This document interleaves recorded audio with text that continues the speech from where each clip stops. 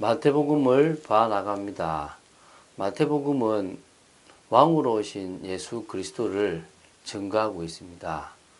마태복음은 바로 구약에 예언된 그 그리스도 메시아가 예수라는 사실을 증거하기 위하여 구약의 예언들을 또 성취되었다는 사실들을 이렇게 보여주고 있습니다. 지금은 세례 요한에 대한 이야기를 지금 3장에서 풀어갑니다. 세례 요한은 예수님의 길을 걷게 하는, 그래서 예수님의 길을 예비하는 자입니다. 그리스도. 다시 말하면 인간에게 있어서 하나님 앞에 죄인임을 고백하고 회개받게 함으로 말미암아 진정으로 복음 아니면 다른 것이 필요 없다는 것들을 알려주고, 또 제사처럼 인류의 죄를 예수 그리스도께로 전가시키는 그런 것을 이 세례를 통해서 이루어갑니다. 오늘 3장 11절부터 17절까지가 바로 그 내용입니다. 예수님께서 세례 받으시는 부분이 나옵니다. 세례 요한이 세례를 베푸는 것은 유대인들로 하여금 회개의 세례를, 나는 죄인입니다. 나는 하나님의 은혜가 필요합니다. 나는 메시아가 오셔서 나의 문제를 해결해야 된다라는 고백을 하게 만들었다면, 이제 그 죄를 메시아이신 예수께로 전가시키는 역할을 오늘 하게 됩니다. 11절부터 17절 말씀을 통하여 예수께서 십자가 지시기 전에 바로 세상 죄를 지고 갈 어린 양으로서의 모습을 보이신 것을 여러분이 깨닫게 되기를 바랍니다. 11절입니다. 나는 너희로 회개하게 하기 위하여 물로 세례를 베풀었거니와 내 뒤에 오시는 이는 나보다 능력이 많으시니 나는 그의 신을 들기도 감당하지 못하겠노라. 그는 성령과 불로 너희에게 세례를 베푸실 것이요. 지금 세례 요한은 자신의 역할을 분명히 알았습니다. 이것 말고도 그는 흥하여야 하고 나는 쇠하여야 하리라. 자신이 어떤 역할을 감당하고 그분이 어떻게 세워져야 되는지를 분명히 알고 응답받았던, 그래서 이 땅에서 가장 큰 자가 바로 세례 요한이라 그러는데요. 그가 역할이 있습니다. 나는 회개하게 하기 위하여 물로 세례를 베풀었거니와. 여러분, 회개할 마음을 주님이 주셔야 됩니다. 그게 바로 성령의 거듭남, 중생이라는 겁니다.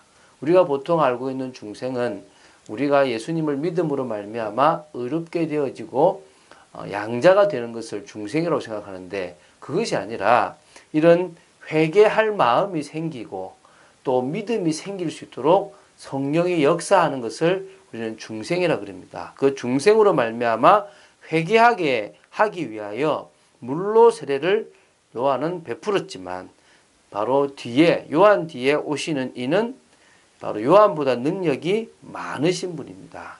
그래서 그분은 성령과 그 불로 성령으로 세례를 주시는 하나님의 능력을 더딥혀 주시는 분이십니다. 그래서 나는 그의 신을 들기도 감당하지 못하겠노라. 그 정도로 그분은 대단하시다는 겁니다. 그는 성령과 불로 너에게 세례를 베푸실 것이라는 겁니다. 손에 키를 들고 자기의 타작마당을 정하게 하사 알곡은 모아 곳간에 들이고 쭉정이는 꺼지지 않는 불에 태우시리라. 재림에 대한, 심판에 대한 얘기를 하십니다.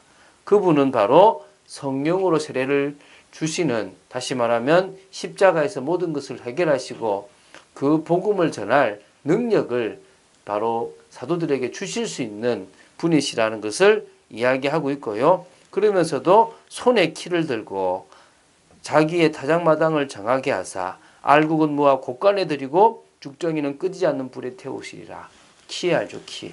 이 키라는 것은 바로 쭉정이를 털어내고 알곡만 모으기 위해 만든 도구입니다.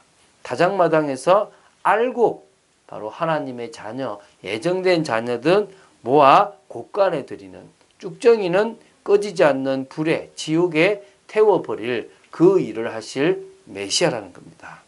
이때 예수께서 갈릴리로부터 요단강에 이르러 요한에게 세례를 받으려 하시니 요한이 말려 이르되 내가 당신에게서 세례를 받아야 할 터인데 당신이 내게로 오시나이까 이렇게 얘기합니다. 자, 요한복음 1장에는 이런 말이 나옵니다. 이런 말씀이 뭐냐면 나는 그분을 모른다. 나는 메시아를 모른다. 그런데 내가 물로 세례를 베풀었을 때에 성령이 비둘기처럼 그 사람의 머리 위에 임할 건데 그러면 나는 그분이 메시아, 내가 증거할 뿐이라는 것을 나는 알게 된다라고 얘기합니다. 그런데 지금 여기서는 보면 예수께서 오신 걸 보고 요한이 말립니다. 아니 요한복음에서 요한이 말하기를 자기는 메시아가 누군지 모른다는데 이건 또 무슨 표현인가 싶을 수 있을 겁니다. 쉽게 이것도 틀리지 않고 당연히 요한복음도 틀리지 않아야 되겠죠. 누가복음에 보면 마리아가 엘리사벳의 집에서 6개월 동안을 거주하면서 이렇게 엘리사벳이 아기를 낳기까지 같이 함께 이렇게 동거를 합니다. 그러면서 이제 교류가 있었겠죠. 세례요한이 먼저 6개월이 먼저 태어났고 그리고 그 뒤로 예수님이 태어났습니다. 엘리사벳은 세례요한에게 마리아에게서 난 사람이 귀한 분이라는 것을 알렸을 것입니다. 그러나 그분이 진짜 메시아인지 아닌지는 세례요한은 아직 확인하지 않은 차입니다. 성령이 하나님이 말씀하시기를 성령이 비둘기처럼 임하는 자라야 된다라는 이야기를 하셨습니다. 근데 지금 예수님 앞에 나타났습니다. 세례 요한은 예수님을 알았을 겁니다. 만났을 수도 있을 겁니다. 그리고 엘리사벳 어머니로부터 들었을 겁니다. 그래서 그분이 귀한 분이라는 걸 알았기 때문에 내가 당신의 세례를 받아야 되는데 당신이 왜 나한테 세례를 주려고 하냐라고 이야기했을 것입니다. 얼핏 짐작하기를 저분이 메시아일 거다라는 생각은 하게 되었을 겁니다. 그러나 성령이 임하지 않는다면 그런 메시아가 누군지를 사실은 알지 못합니다. 그래서 15절에 이런 말씀이 나옵니다. 예수께서 대답하여 이르시되 이제 허락하라. 우리가 이와 같이 하여 모든 의를 이루는 것이 합당하니라 하시니 이에 요한이 허락하는지라. 예수께서 세례를 받으시고 곧 물에서 올라오실새 하늘이 열리고 하나님의 성령이 비둘기같이 내려 자기 위에 임하심을 보시더니 하늘로부터 소리가 있어 말씀하시되 이는 내 사랑하는 아들이요 내 기뻐하는 자라 하시니라.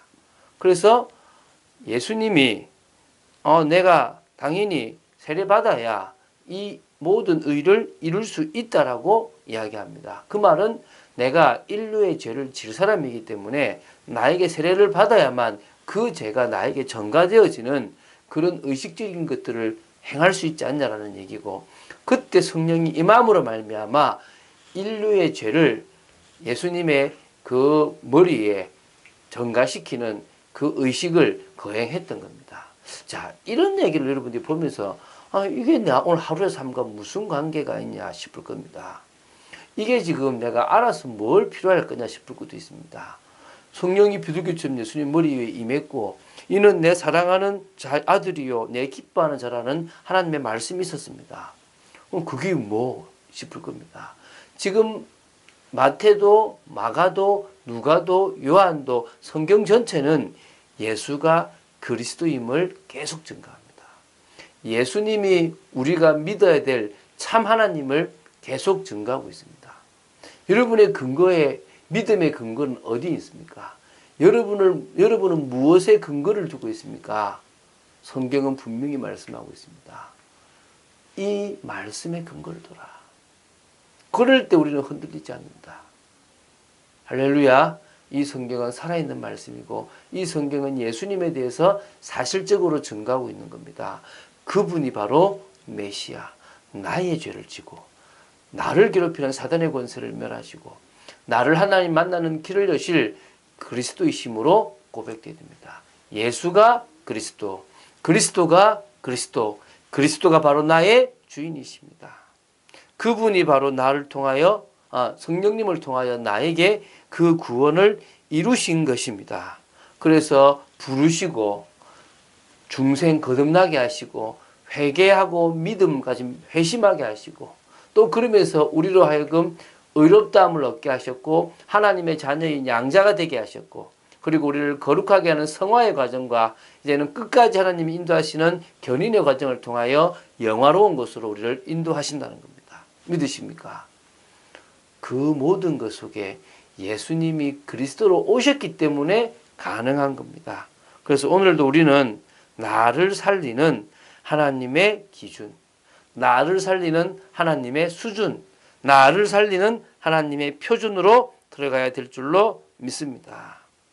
하나님의 영에 감동된 요셉은 하나님의 기준을 가지고 있었기 때문에 자기 기준을 버렸기 때문에 참된 응답을 받았고 그때 답을 가진 자로 설 수가 있었습니다. 그리고 하나님의 영에 감동된 그는 하나님의 수준 중에서도 바로 하나님의 수준, 최고의 수준을 가지게 된 것이고요. 그리고 이제는 하나님 나라로 뿌리 내리며 오직 성령 충만으로 증인되는 체질이 되는 하나님의 표준이 되도록 각인과 뿌리를 바꾸었다는 것입니다. 할렐루야. 오늘 우리도 정말 예수님께서 십자가를 지시기 위하여 이 땅에 그리스도로 오셔서 세례를 받음으로 인류의 모든 죄를 자신의 죄로 전가하셨다는 사실을 믿고 그분만을 의지하고 그분만을 바라보는 축복의 인생 되어질 줄 믿습니다. 늘 우리는 흔들릴 수 있습니다. 늘 우리는 힘들 수 있습니다. 육신을 가지고 또 연약한 존재이기 때문에 그렇습니다. 그래서 오늘도 하나님의 능력을 덧입기 위하여 성령 충만함 속으로 들어간 여러분 되시기를 예수님의 이름으로 축원드립니다. 주는 그리스도시요 살아계신 하나님의 아들이심을 고백합니다. 세례 요한이 회개의 세례를 베풀고 예수가 그리스도임을 증거한 중요한 분입니다. 예수님은 세례를 받으심으로 말미암아 성령의 능력을 덧입으셨고 그로 말미암아 이제는 하나님의 능력으로 바로 제자들을 세워나가고 당신이 그리스도임을 증거하는 삶을 사셨습니다. 아버지 하나님, 저희들도 하나님의 능력으로 말미암아 전도자의 인생이 되어지도록 지켜주시옵소서. 진정으로 말씀을 사실적으로 붙잡고 예수가 그리스도이심을, 그리스도가 바로 나의 그리스도이심을, 그분이 나를 책임지시는 나의 주인이심을 고백하며 나아가는 축복의 인생이기를 소망합니다. 주 예수 그리스도 이름으로 기도드립니다. 아멘.